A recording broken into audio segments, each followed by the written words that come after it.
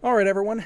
This is Pursuing Your Own Path panel with Jessica Fong and Sal V. Cloak of Lonely Egg Studios, who are making a game with the working title of Soldier and a Girl. Keeper and the girl. Keeper and a Girl. Keeper and the Soldier was originally, now it's Keeper and a Girl. There we Sorry about that. Pursuing Your Own Path, it's going to be like a roundtable Q&A. If you have questions, please send them in chat. And they'll be keeping an eye on it, I think. But or would you rather me keep an eye on it and like kind of jump in every so often? I think Sal, you and I can handle it. Yep, I've already got it in front of me. Just keep in mind there is like that stream lag or whatever, but then I'll leave it up to you guys. So, all right, enjoy. All right. Okay, we're gonna do introductions. So and I'm away Jessica. We go. Yeah. I am. Oh wait, you guys can hear me, right? No more mute problems. Yes. Okay. So hi, I'm Jessica. I am an illustrator and an indie dev, and also a co-founder for Lonely Egg Studios, which we just founded in March of this year, and we are working on a personal indie game. And hi, I'm Sal, aka The Dark Cloak. You can find me at thedarkcloak.com. I'm a concept designer and illustrator. I've been working freelance now for going on 3 years. Before that, I worked for 10 years in software and advertising. Right? Yes. So now that that's out of the way. What? Okay. Hi, I'm Perry, and I'm actually going to try to do this in 2 sentences. I'm an animator. That's 2 sentences. I don't know. No, I'm an animator. I've worked at PBS. I've worked on shows for PBS and Cartoon Network. Comedy Central. There you go. Next. You're doing good. Well. You're done, Piper. Which we should go to next. I should go next. Hello, I'm Piper. I do voiceover work for indie animations and games. I have lots of projects going on. If you've heard me anything, it would probably be Pit People or some kind of random video on YouTube. And is that all I gotta say? All right. Alyssa. Hi, my name is Alyssa. I am a recent grad from UC Santa Cruz. I do art. I just got out of running a student game developer club that I started there, and I also organized a student GDC that took place in March of this year. All right, Z? All right. Hey, guys. My name is Z. I am the founder of Serenity Forge. We are a developer and publisher, mostly for indie games. Some of the games that we worked on are Lifeless Planet and The King's Bird, hopefully will be coming out next year. And also, we're currently working on Where the Water Tastes Like Wine. Glad to be here. All right. That is everybody. And with that, Sal, we get to start. We get to start. So where to jump in? Well, the panel is about pursuing your own path and what that all entails, whether you're pursuing your own IP, whether you want to start a studio. What else, Jessica? What else is part of that conversation? It's a lot of things. I think everybody's trying to figure out where they want to go in their careers and in their life, and it's really hard to fuse your passion and how you want to make a living from that. And I guess we can kind of ask some of our panelists here how they got to where they are now. Some of the challenges, some of the decisions, obstacles into getting where they are now. Yeah. So anybody can start. Should we just keep the order as we had it for introductions for now, just to keep it moving? All right, Perry, that puts you up on the podium. All right. First things first. Yes, I am in a car. Yeah. That's all you need to know about me. I'm a guy in a car. Always in a car. No, so like, what do you guys want to know? Like, how far are we talking? Like from when we first started to, figure out what we want to do, or like college, high school? What do you want? I don't know. I guess I'll set the pace. Whatever. Okay. So, yeah, like I said, I'm an animator, and I didn't always want to be an animator. Heck, I've only been an animator since 2012, 13. I didn't want to do anything with art, I actually failed out of 2 schools before I went into animation. One was for broadcasting, and the one before I went into animation, I was actually going to be a PE teacher. So take that as you want it. So after failing out of my second school, I was working at my family business, which is selling tractors. All right. In my very small hometown in Ohio. And started dating this girl who her mom was a graphic design teacher. She saw some of the doodles I was doing. She's like, have you ever thought about doing art? Nah. So I'm like, she's like, okay, well, have you ever done anything on computer? Nah. She's like, oh, okay, well, here's a tablet. Here's all the Adobe programs for free. Have fun. And so I saw Flash, and I'm like, hey, I like Newgrounds. And so, I made my first Flash cartoon. Oh, hey, thanks, GPS. And she's like, yeah, you're going to school for this. I'm like, all right. So after the first week of being at my school I graduated from, I fell in love with it immediately. And right after I graduated in December of 2015, started working on some little stuff, started working on doing some like scrap stuff for a show called Rough Ruffman on PBS. And then I moved down to Atlanta and worked on Legend of Chamberlain Heights Season 2 for Benno Box. And now recently, as of just now, I moved to Burbank. So that's me. That's where I'm at right now. Next. Piper. Piper. I was muted. Okay. Well, I've always wanted to be involved in entertainment. I didn't start pursuing it actively in terms of voiceover work until 2012, 2013-ish, kind of like Perry, and I started on Newgrounds and uploaded a demo reel, and the learning curve was pretty steep. But my whole life I've been recording. I've been fascinated with not just recording one's own voice, but being able to tell a story and then maybe adding other sounds like audio dramas or stuff like that. I think my time in theater, being in plays and stuff like that, really kind of prepped me for what it was going to take to be handed a job and get into character. And it's been a great opportunities have been coming at me left and right, and I don't know what to do with them. But I'm really turned on by the indie game scene. I know that. So it's been lots of fun. Someone wants to know if you are the voice of Rough Ruffman. No. No. Oh, him. I was Piper? like, no, I have no idea who that is. No, Rough Ruffman. No. Oh, I guess that was directed at Perry. Yeah, Right. no, I'm not.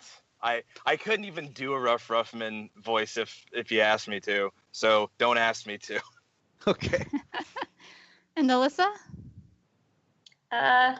Pretty sure I'm like the youngest one here. I just graduated in like mid-June. So when I was asked to be part of this panel, I was pretty intimidated. Like, wow, I'm with like real people now who do like real stuff. I've always been interested in art. I've just grew up drawing. In high school, I was part of this rigorous program called IB, and I stopped doing art, stopped doing video game for fun stuff completely because it was really intense. And I realized I didn't really want to do something in the STEM field, which was what a lot of my peers were going for at the time. Mm-hmm. And I decided near the end that I should just try to do something that makes me happier, which was always art. So I went to Santa Cruz, and I wanted to do art for games. And I had no idea what that meant. I didn't have Photoshop. I had like one really crappy little tablet that I barely used because I didn't have time. And everyone told me to do the fine arts program there because that was the closest thing they had. If I went into the games program that they have, it used to be just all programming. And I did know one thing, and that's that I don't like programming. I can do it, but I don't enjoy it. I don't want to do it for a job. And so I started off with fine arts, but like it was fine arts, and that's great for foundations and all that, but it didn't really tell me anything about games and how to make those from the art side. So I was really frustrated. And I founded this club there called the Game Design and Art Collaboration, which basically brings people together from any background if you're interested in making games at all, or what that entails. And we didn't know anything. We had just the right combination of people with barely enough skills there at the first few meetings to sort of like scrap together a game. And that was our first goal. It was like a weird little operation, totally janky. But now we have like over 300 members on Facebook. We went to the GDC Student Day this past year. We've made like 6 games together now, and we're part of the SGDA, which I mentioned earlier. It stands for the Student Game Developers Alliance. It's made of 9 universities, and we are hosting conferences that are running similar to like a student GDC every year now to help make the games industry a little more inclusive and less intimidating to people who might want to join but have no idea what to do. So yeah, that's how I got here. That's intense. And Z? Yeah, so quick question. What did you do your extended essay on for IB? Oh boy, were you in IB? Yep, I was. Yeah. Yeah. We actually dropped out of the full thing, like right when we were starting that. But I was thinking about doing like Oaxacan wood carvings at the time, and there was like no resources past like Google for me where I am, and I was like, this is gonna be intense. I hate my life right now. I think I should drop out of the full thing, do the smaller version, and focus more on what I like to do. Yeah, that's probably a good choice. I mean, IB is pretty painful. Anyway, so yeah, how did I get started? I guess this is a really, really awesome sob story that I love telling people. And because everyone always like gets all touchy-feely about it, but I've told it so many times at this point it doesn't sound like much. So when I was 18 years old, actually right after I graduated high school, I was diagnosed with a severe and chronic illness that actually put me in my deathbed at the time. And for the next 2 years, from when I was 18 to when I was 20, I was actually hospitalized. And during this time, I mean, like when I was in middle school and high school, I was this like fat 250-pound Asian nerd that like had no friends, and like I just played games all day. So when I was in the hospital at the time, that's pretty much all I could do. Like I watch a lot of movies, I play a lot of games. And so like when I was playing those games, I would play games like Chrono Trigger, you know, like, and I would go out there, save the world, and feel like I'm just such a hero. And then I would play like World of Warcraft or League of Legends, where I would start making friends online. So from that experience, that ended up really helping me. You know, it made me feel better about myself. I started making friends that I actually didn't have back when I was younger. And eventually, with that type of motivation and getting connected with other doctors too through video games, I started getting better. And by 2011, I was finally able to go back to school. But once I went back to school, I thought to myself, hey, you know, like games like League of Legends, you know, they didn't make the game with the intention to help me, but in the end, it saved my life. So what if I start making video games with the intention to help other people? What kind of power would that be able to unlock? And that's when I started Serenity Forge and started making video games. Wow. See, this is like, we were talking about this last night in a call about, I hear from like a lot of students asking themselves and battling with, man, am I making the right decisions for what I want to do and how I want to do this as a career? And hearing this is like something, I think, Sally, you can agree too, like this is stuff that we hear a lot. If you talk to a lot of artists and creatives, is that they come from a lot of different backgrounds, and they've all made decisions that were, you know, led to good things, led to bad things, but you know, like they made decisions in their life. And that opens up a lot of opportunities. Yeah, I mean, you hear this stuff from people who are, industry veterans, people who've been in the game for 20 years, 30 years, 10 years, 5 years, all ranges of people who maybe when they started, they didn't really know that they wanted to be pursuing their own thing. They just kind of jumped into whatever opportunity presented itself at the time without fully knowing what was actually going to be fulfilling for them. And then, finding that later on at whatever point they found it at. But yeah, I think if you're going to be doing this stuff, make it fulfilling for yourself. Whether fulfillment for you means providing a service to a studio that you're working for and working on other people's stuff, or maybe it just means you want to do your own things, whether it's designing T-shirts or making a game or, making some kind of graphic novel for yourself, a web comic. But with all the effort that we put into our craft, I think it's absolutely worthwhile searching for what that fulfillment is, what it looks like, and refining that, and doing whatever it takes to acquire that point for yourself in life. Yeah, and anybody, all our panels here, you guys can interject and put in your 2 cents and your opinions too. Don't give me that power to interject. All right. That might backfire on you there, Jessica. Perry only gets a half power. I think it can be daunting. Like, oh God. I think it can be really daunting though when you have a lot of pressure. Like, it's easier said than done. And I get that. It's you hear a lot of people saying, if you pursue what you love, the money will come. And that's difficult, right? Like, it's more than that. Like, you have family, you've got life, you've got, bills to pay. And it's a combination of so much. I mean, it's a combination of luck. It's a combination of perseverance. I mean, when you're at the roughest point where you feel like you got to give up, you just got to talk yourself into continuing to go, because you just never know if that those pushes that you constantly do, even when it's tough, are the things that are going to get you noticed, and are the things that are going to inspire other people who have been watching your struggle.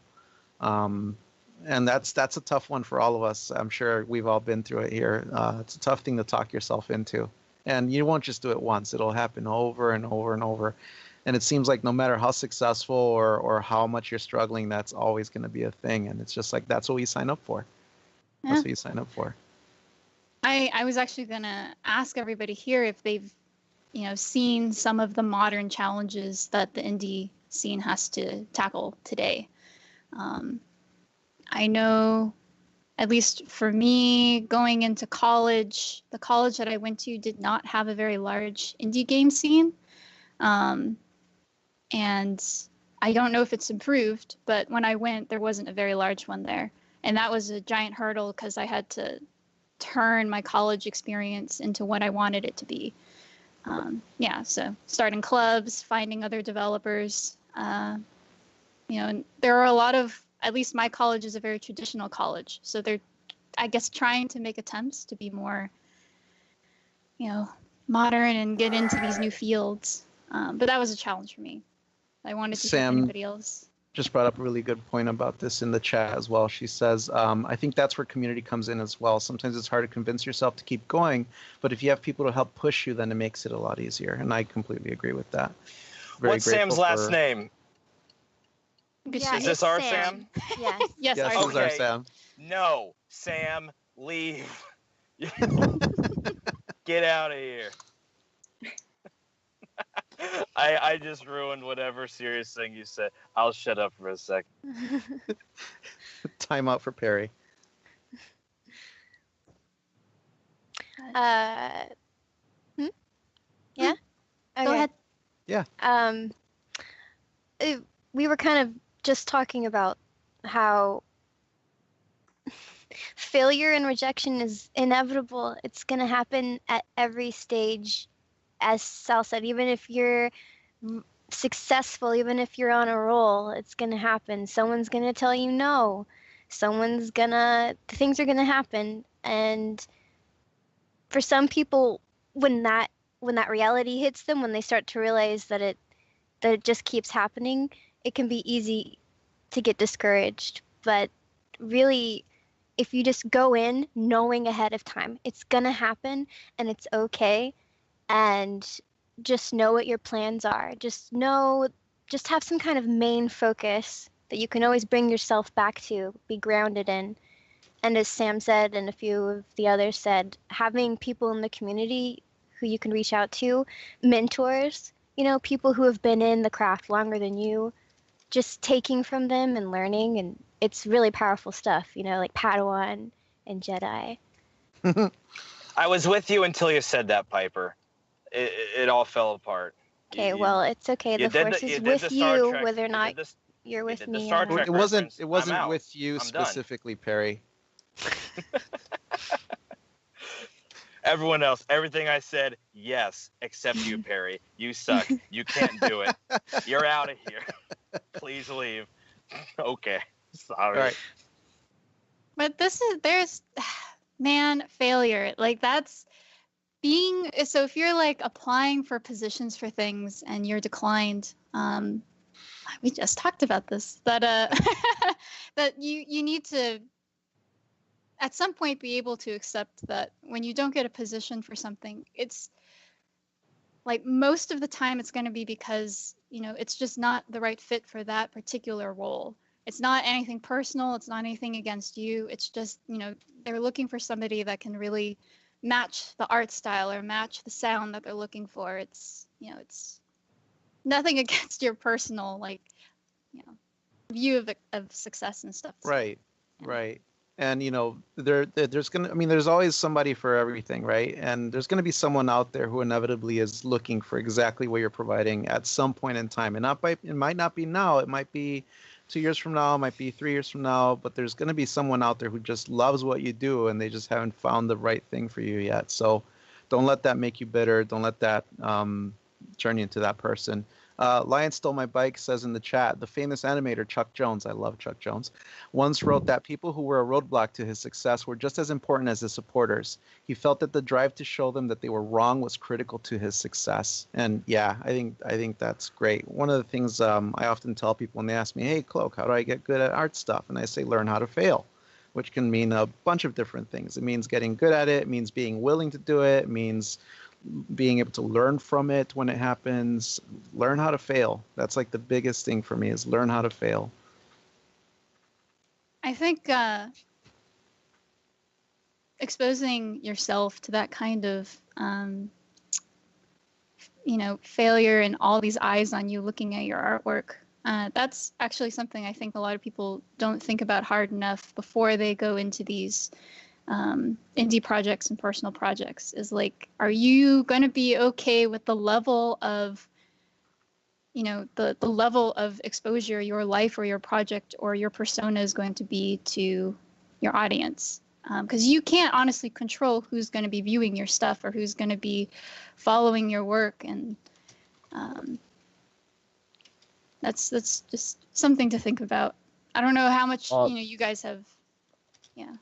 Yeah, I wanna quickly add another thought onto the failure as well. I think so the way that I see failure is not only just failing a lot, which is very important, but it's actually in a conversation that I had with Cliff Blazinski and Tim Schafer, actually, a really lucky party that I got into during E3 one time. One of the things that I asked them about, what is it that beginners like us should do to eventually get, essentially successful somewhere down the road? And the way that they described it is essentially there's a giant river of shit that's in your life. And on the other side of this river of shit is what people usually define as success.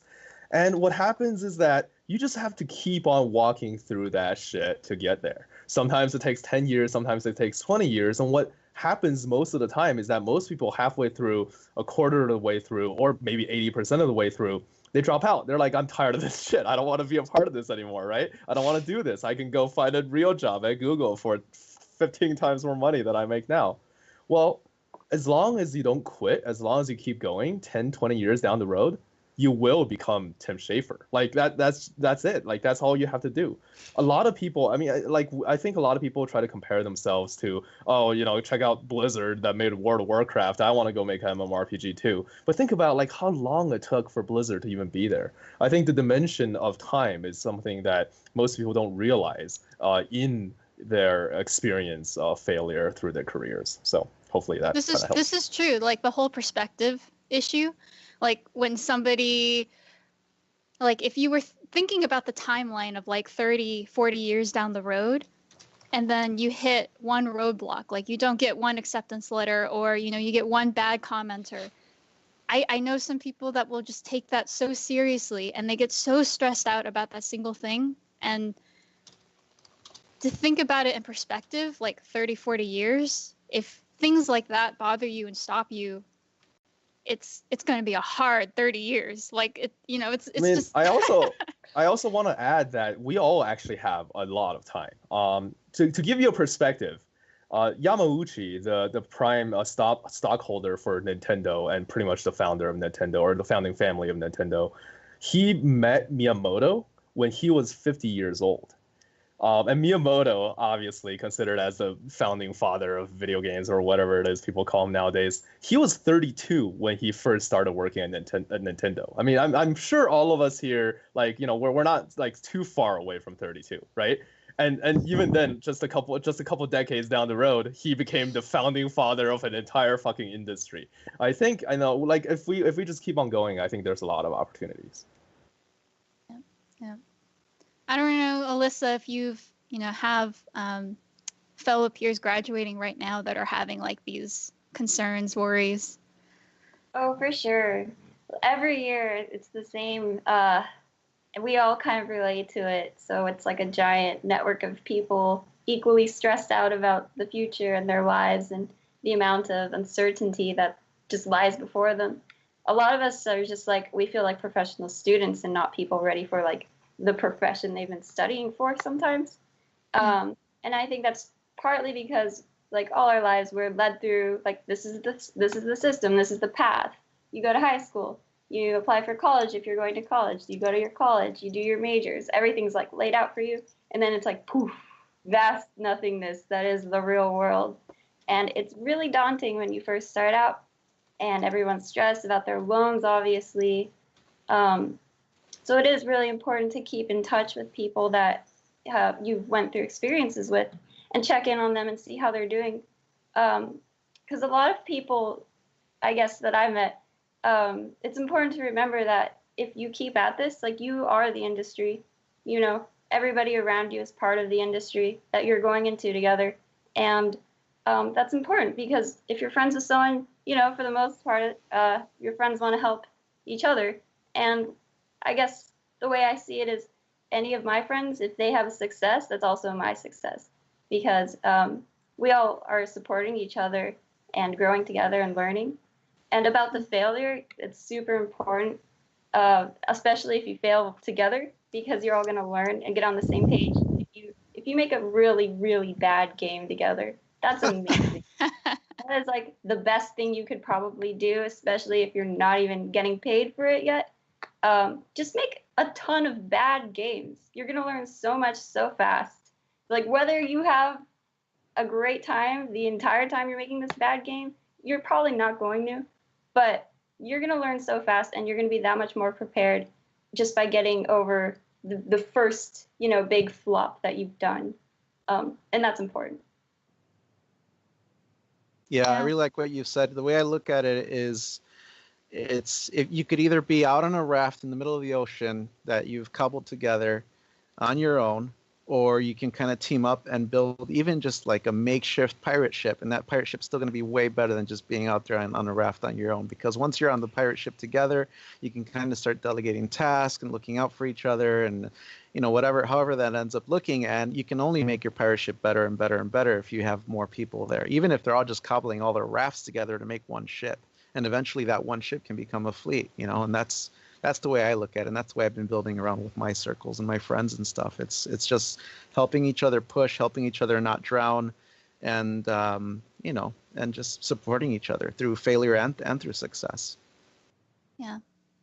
I think particularly, like, I don't know if any of you guys can also comment on this, but like in the indie scene, when I get freelance work or take an art position with an indie team, they're not always experienced with, like, the pipeline process or how to do characters, or how to write the characters so that, like, the voice actors know how to perform that character. And they may not know the programs, but it's like, I've definitely seen a number of indie games that get dropped or shunned by some of the team members because they get frustrated with the students, or the beginning developers that are trying to figure it out.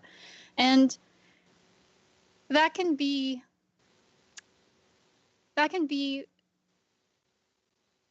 leading to an exclusion of people, because then you give them this fear that game development is like an impossible field to get into, when the standards are so high at the very beginning levels. That's why I at least try to take my time with some of the teams to help them through something that they might be having problems with. Yeah. I would like to kind of comment on how we worked together for a bit, and you had to play director for this voice that you didn't know how to describe it. You just knew, you heard it in your head. You didn't know how to bring it to life, And of course, you would still have, since it was your idea, you still would have had to talk to a casting director. So you still would have had to learn how to convey stuff like that. As a project lead, you kind of have to dabble a little bit in all the trades if you want to keep, Anyway, my point is, by working together and working through it, even though it got grueling at times, we didn't give up, and we found the voice we were looking for. And I'm sure you've kept a lot of stuff. You've learned a lot from that, and I did too. So kind of a whole thing of what Alyssa was saying, just doing it over and over again, just keep doing it, because that's really what it is. You're in it, you're doing it, and as Sam was saying, that's the only way that you can, I don't know if she said it in the chat, but she has said consistency. Mm-hmm. And that's just keep doing it, because you're gonna miss all those. It's definitely a no if you give up, That's the only definite no that you can get, is the one you tell yourself. If all the artists and developers in here who could show their notebooks of like notes and sketches, I mean, I've got so many bad sketches, like an unbelievable just pile of bad sketches. And it's that you do it over and over again, studies and studies, just to get these compositions, and then you make this one good piece and you put it out, and nobody else sees, like, the piles of shit that had to be done to get there. Yeah. Then you get that whole phenomenon where you have a piece that you've spent, 30 hours after going through that whole process, and you put it out there, and it's like, oh yeah, that's nice. And then you put out a scribble that you put on your back of an envelope or on some junk mail, like you just threw it online. Oh, I just scribbled something, and everyone loses their shit over it. It's like, oh yeah.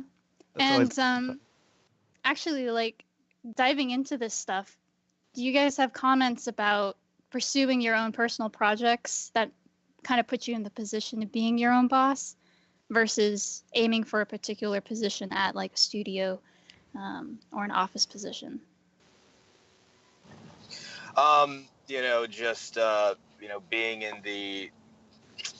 Being in legitimate studios that you have. I like it. I like being in studios because I don't really have to think about doing anything outside of what I am hired to do. That, and I also have, depending on studio, nice bonuses and healthcare and insurance and all that. That's fun. You don't have that whenever you're doing it yourself. But I mean, there really is a nice thing about making your own stuff, doing your own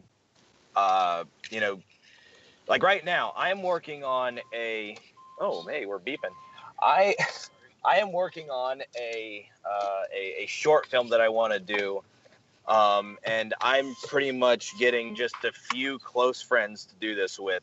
And I mean, right now, like with the move and all that, like it's grueling to stay on schedule. And that I think is something very important, is to be able to schedule out and figure out what to do if you are, you know, doing your own project.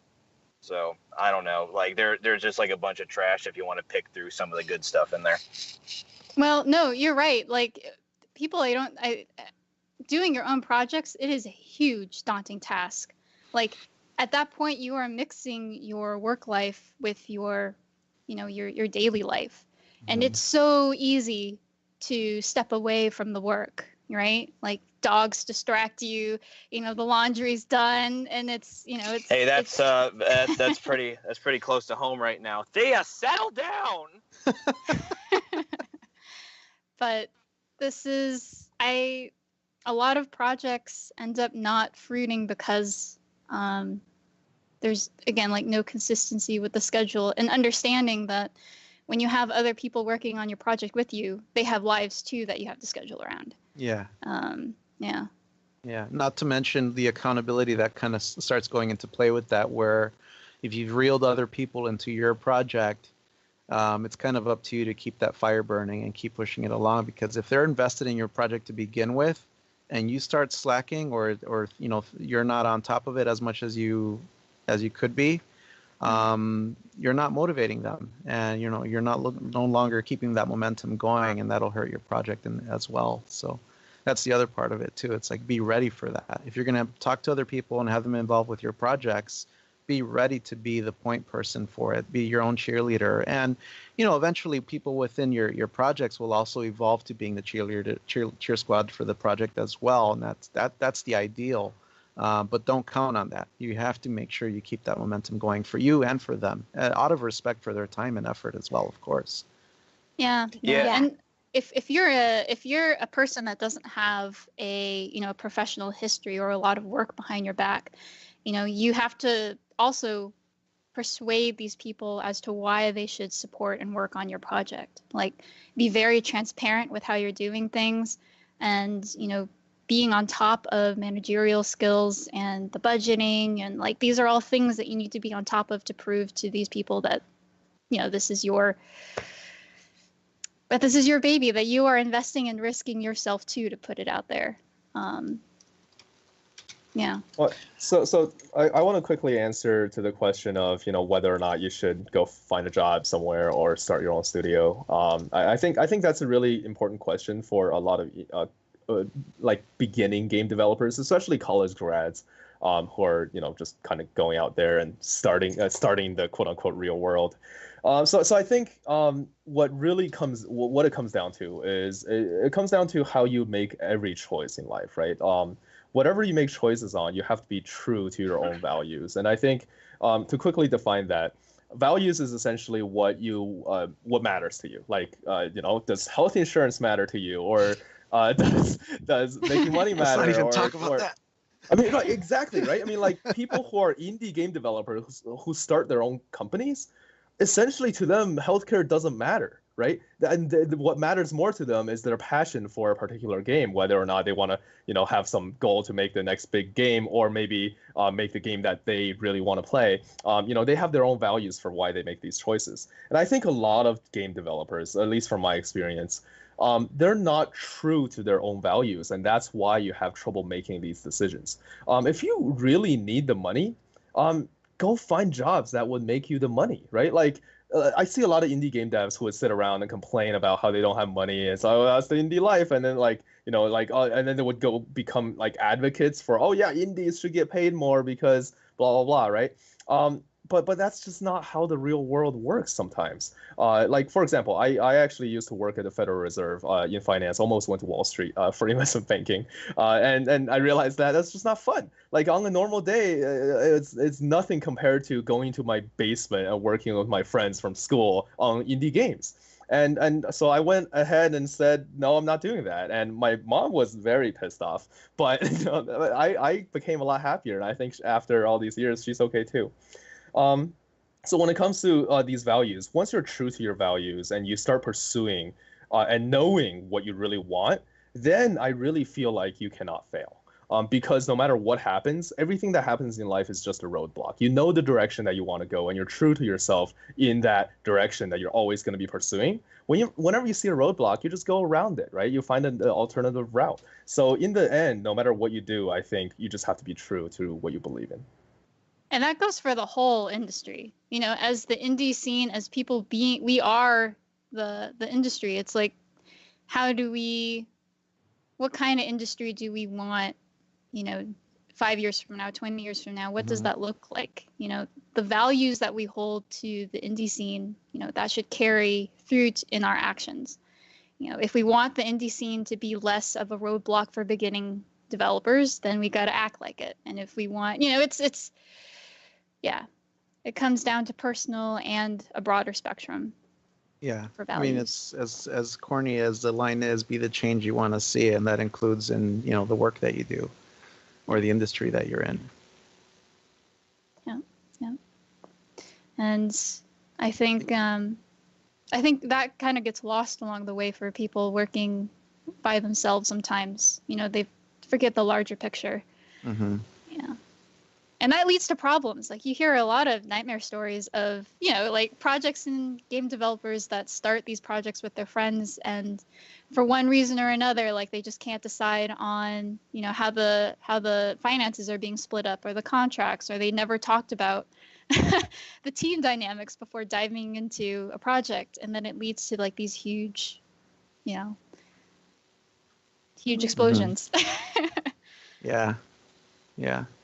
Having everything transparent, all your cards on the table, is so important, especially if you're working with friends. I made a noise. Sorry. Oh. It was muted. I had to add it. Explosions, big explosions. Piper, I think we're done here. Ticking time bomb. Yeah. No, just one more. No. Get her out of here. Get your ducks in a row. Guards! You don't have guards in that chopper. Does anybody here have like experience with audience, dealing with the type of audiences that you're finding and looking for your profession? I think having a non-audience is something we all know about. But how about, does anybody here have experience with finding an audience that you didn't expect, or that you weren't even looking for to begin with? I mean, I think to quickly chime in on that, so I guess I literally just had a 3-hour long meeting before this thing about one of our games that we're working on, that we're having a huge amount of trouble deciding which audience we want to target. So the King's Bird, if you look at its all of its promotions things, it looks like a 2D journey artsy thing that kind of resembles a precision platformer, but it goes really fast like Sonic as well. And I basically just listed 3 completely different games: Sonic, Super Meat Boy, and Journey. And that's exactly the kind of dilemma that we're having right now. The game has an art style that draws in an audience who really likes games like Journey or like any kind of artsy kind of game. The game plays a lot like Sonic right now, where the game just kind of plays itself, and you really feel like you're doing a lot of stuff, but you're not doing anything. But the creative director behind the game really wants it to be more like Dustforce, because that's why he started this project to begin with. So now you can see how this already turned into a pretty difficult discussion. It's still ongoing. It's one of those things that we believe as soon as we settle down on one of these directions, it'll be a lot easier to proceed. But because of the fact that we haven't settled down yet, and maybe like the fact that we've been trying to create a new kind of mix in between, maybe like Donkey Kong Country or something like that, this game's been in development for about 2.5 years at this point, and it's pretty stupid if you think about it, how much time we spent on it and how many changes we made. We've had 8 different convention builds that use completely new assets every single time, and it's just not feasible. No matter what we do at this point, we can't even recoup our cost. Like, it doesn't even matter if the game sells really well. So yeah, short story, maybe kind of long. No, we got almost stuck in the same problem, and I think Z, you were one of the people that brought that to our attention, which, like, the game that we were making, the personal game that we're making, it almost went down the path of 2D platformer focusing really heavy on mechanics and physics. And then we felt trapped, and we realized halfway through that we were like, oh my God, what's the most important thing about this game? It's the story and the art and the narrative. And it's like, we got to rethink this whole thing now. And to answer you, Sal, the surprise audience that we got was from artist alleys. So the conventions that I showed at, the anime conventions. Yeah. This was their jam. Like they love visual novels, they love deep storytelling, and they love characters. So that was like right up their alley. A lot of good response from people at conventions. And that wasn't even what you were looking for. No, we were great. like, yeah. Now, did you find you had to readjust the way that you were promoting the game and kind of like speaking to your audience on social media and whatnot because of that? Like, did you readjust after that? It totally guided the conversation and our goals differently. Because every time we brought the game to press or to media, and the instant they saw 2D platformer, that's what they wanted to focus on. They were like, we want to see, the gameplay, how the mechanics work, and all of a sudden, like, the focus was on the mechanics, not on the characters or the story, and that. All right, guys. It is 6:46, so I don't know if you have any last questions from the audience or last comments that you'd like to throw out there.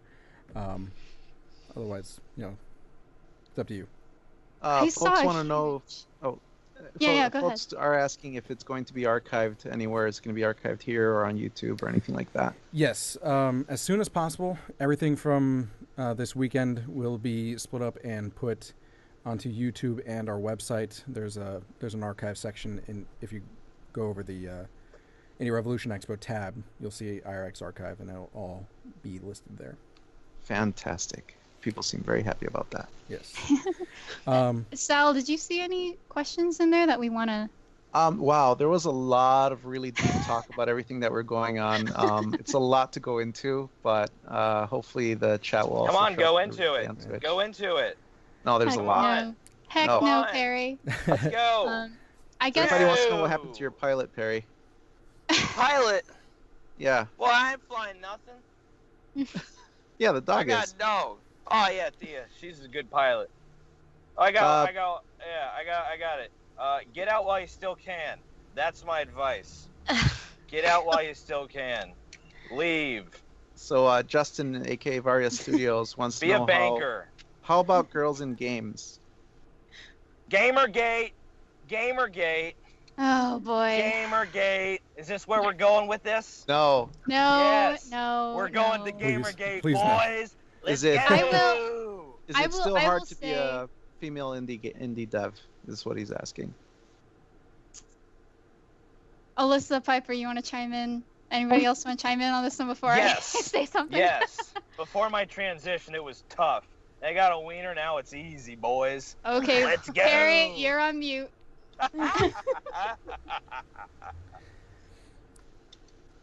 Anybody? Yeah.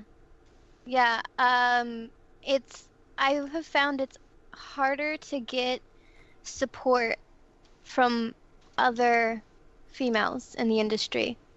I don't know what that's about. I don't know if it's fend for yourself or climbing on top of each other to get to the top. I don't know what that's about. But kind of touching on the audience you didn't expect. I don't have a lot of support from my fellow ladies, so it has been kind of.